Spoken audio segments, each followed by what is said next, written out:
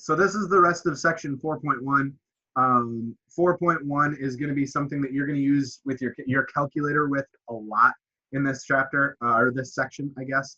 But it's still about graphing polynomials.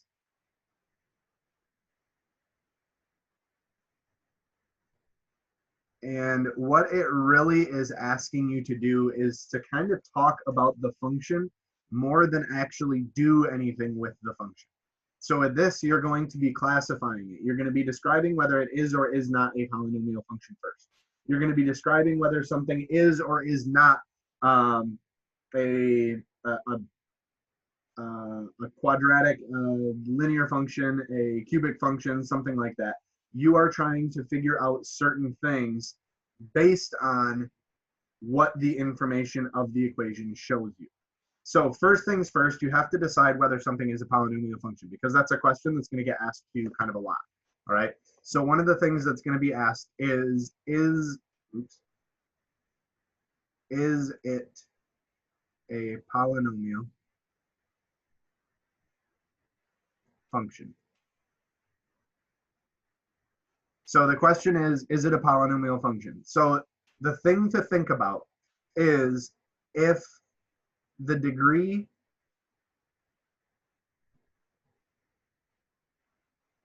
on an x term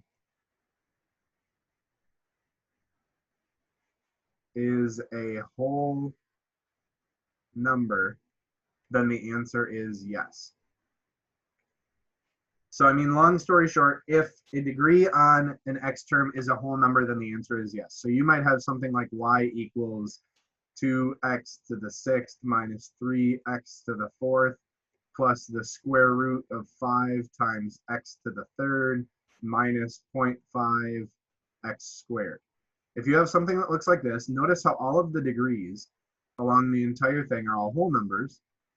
This is a polynomial function.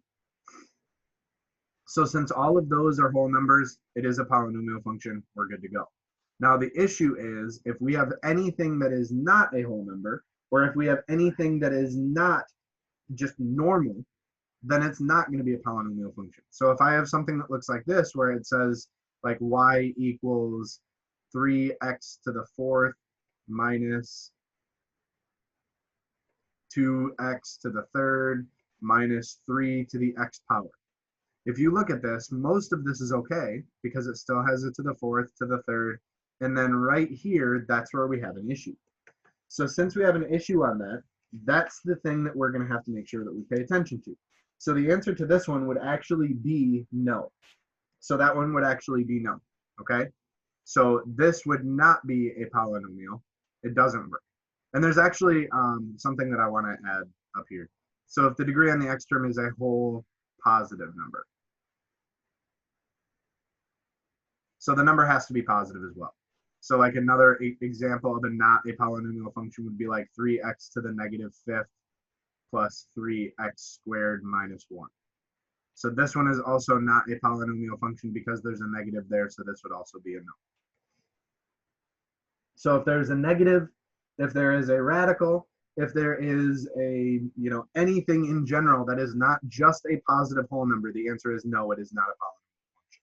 So that's just something to think about and understand, okay? Any questions on this? Pretty straightforward. Your answer to this question is either going to be yes or no. Is it a polynomial function? Is it not? Right? Yes or no. So then as we move on, the next thing that it's going to ask us to do is it's going to classify the type. And if it asks us to classify the type of function, we just look at the highest degree. So we look at the highest degree, which is x to a certain number. If I have x by itself, or if I don't have an x, so like if that just says something like y equals 5, there is no x value here. That means the degree on this is technically 0. This is saying x to the 0 power. So since the degree is 0, this would be called a constant. There is no variable in this equation, which means that it's always going to be constant the whole way. If I have x to the first power, so if I have an equation that looks like this, y equals 3x plus 1, obviously we know this to be linear. If I have x squared, So it doesn't matter what these equations look like. I'm just looking at the highest degree in the entire equation whatsoever. It doesn't even have to have all of the other x's. This could say 3x squared plus 2x plus 1. This could say 3x squared plus 5. This could say whatever. As long as this squared is here, this is going to be a quadratic function. So no matter what, as long as this has a squared, it's going to be quadratic. If I have x to the third,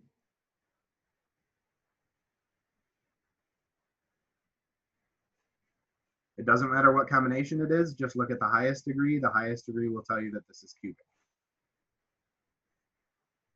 And then finally, the last one that we're going to do is 4. And this is, again, doesn't matter what it looks like.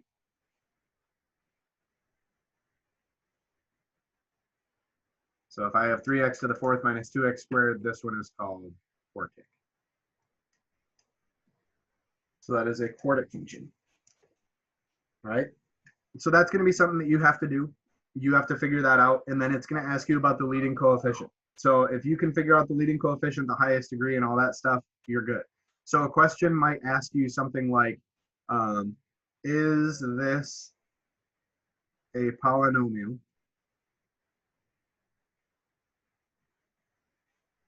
So is this thing a polynomial? And then if yes, what is the type?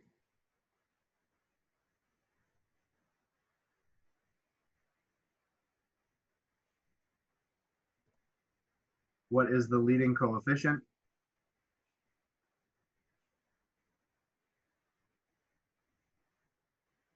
And what is the degree?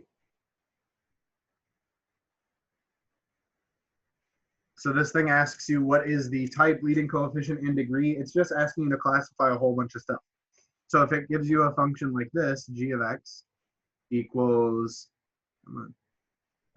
something like 7 minus 1.6x squared plus 3x. First thing that we would do is just identify the highest degree. Actually, I guess the first thing that we would do is try to figure out if this is a polynomial function. So I'm going to look at all of my x terms and see if there's any weird numbers on them. There isn't any weird number on this one. There isn't any weird number on this one. So yes, this is a polynomial function. The next thing I'm going to do is look at the leading degree, or the highest degree, and I can see that the highest degree is right here. Now that highest degree tells me what kind of type it is. So this is going to be a quadratic. And then here I can see that my leading coefficient is the number in front of the x. The number in front of the x is negative 1.6. And then the degree, what?